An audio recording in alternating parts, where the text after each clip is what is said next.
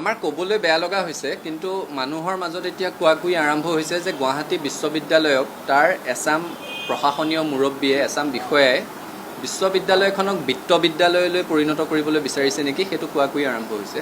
আমাৰ কথাটো কৈ ভাল লগা নাই, কিন্তু গুৱাহাটী বিশ্ববিদ্যালয় অসমৰ মানুহৰ বহু সপোনৰ ফল।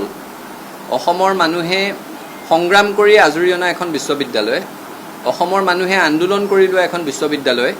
এইখন বিশ্ববিদ্যালয়ত পঢ়া শুনাৰ ক্ষেত্ৰত অৰ্থনৈতিক কথাটোৱে ছাত্ৰ ছাত্ৰীৰ মূৰত চাপ সৃষ্টি কৰাটো অত্যন্ত দুৰ্ভাগ্যজনক কথা। এটা কথা একেবাৰে সাধাৰণ কথা, মই খুব বেছি তাৰ টেকনিকেলিটিত যাব বিচৰা নাই।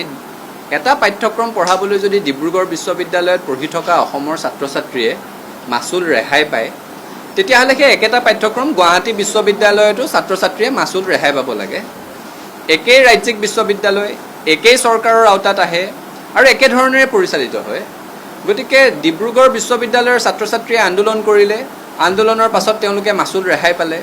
গুৱাহাটী বিশ্ববিদ্যালয়ৰ ছাত্ৰ ছাত্ৰীয়ে আন্দোলন কৰিলে, মুখ্যমন্ত্ৰীগৰাকীক এটা বিশেষ অনুষ্ঠানত গুৱাহাটী বিশ্ববিদ্যালয়ৰ ছাত্ৰ ছাত্ৰীয়ে প্ৰশ্ন সুধিলে আৰু মুখ্যমন্ত্ৰীৰ স্পষ্ট উত্তৰ আছিল যে ডিব্ৰুগড় বিশ্ববিদ্যালয়ে যদি মাচুল ৰেহাই পাইছে গুৱাহাটী বিশ্ববিদ্যালয়ো পাব। আৰু এতিয়া সেইখন বিশ্ববিদ্যালয়ৰ প্ৰশাসনে কৈছে যে চৰকাৰৰ ফালৰ পৰা কোনো ধৰণৰ মাচুল ৰেহাইৰ ক্ষেত্ৰত সকাহ দিয়া হোৱা নাই, গতিকে তেওঁলোকে মাচুল ৰেহাই দিব নোৱাৰে। সেইটো এটা কথা, সেইটোত আমি কৈছোঁ যে ছাত্ৰ ছাত্ৰীয়ে মাচুল ৰেহাই পাবই লাগিব।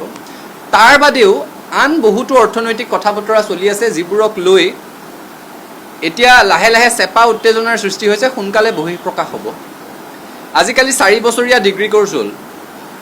NEPৰ আধাৰত গুৱাহাটী বিশ্ববিদ্যালয়ৰো তেওঁলোকৰ অধীনস্থ যিসমূহ মহাবিদ্যালয় আছে তাত 4 বছৰীয়া ডিগ্ৰী কোৰ্ছ খুলিবলৈ অনুমতি দিলে। 3 বছৰীয়া কোৰ্ছটো 4 বছৰীয়া হ'ল, এফিলিয়েশ্যন ফিজ এবাৰেই ল'ব লাগে।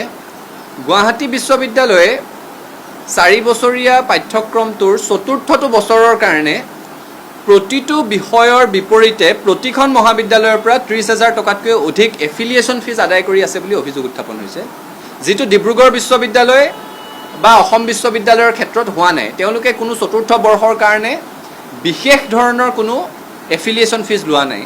এতিয়া গুৱাহাটী বিশ্ববিদ্যালয়ৰ অধীনত প্ৰায় 350খন মহাবিদ্যালয় এফিলিয়েটেড আছে, স্বীকৃতিপ্ৰাপ্ত মহাবিদ্যালয় আছে। তাৰে কিমান মহাবিদ্যালয়ত এই 4 বছৰীয়া ডিগ্ৰী কোৰ্ছটো আৰম্ভ হৈছে?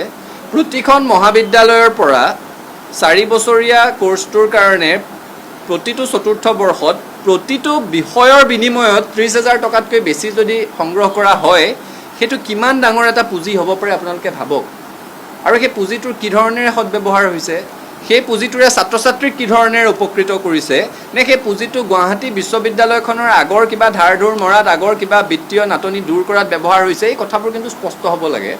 আৰু আমি এই গোটেই কথাটোত দুটি সন্মানীয় সংগঠন, অসম মহাবিদ্যালয় অধ্যক্ষ পৰিষদ আৰু অসম মহাবিদ্যালয় শিক্ষক সংস্থা, এই দুয়োটা সংগঠনৰ অভিভাৱকত্ব কামনা কৰিছোঁ। তেওঁলোকৰো এই দিশত আমি চিন্তন মন্থন বিচাৰিছোঁ। আৰু একে সময়তে গুৱাহাটী বিশ্ববিদ্যালয়ৰ প্ৰশাসনলৈও আমাৰ অনুৰোধ যে ছাত্ৰ ছাত্ৰীক সকাহ দিয়াৰ ব্যৱস্থা কৰক। ছাত্ৰ ছাত্ৰীৰ ওপৰত বৰ্ধিত মাচুলৰ মাধমাৰ দি বিশ্ববিদ্যালয়খনৰ প্ৰতি ছাত্ৰ ছাত্ৰীৰ আগ্ৰহ নোহোৱা নকৰিব।